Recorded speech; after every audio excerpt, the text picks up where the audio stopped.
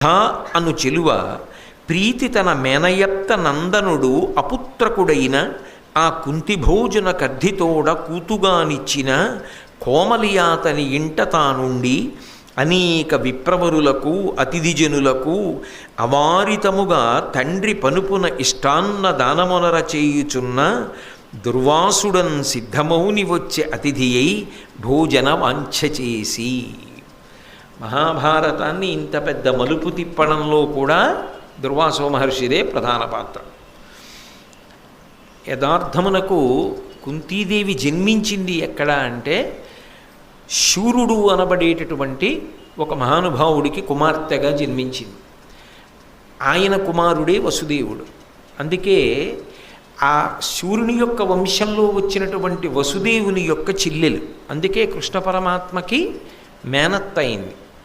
అటు వసుదేవుని యొక్క కుమార్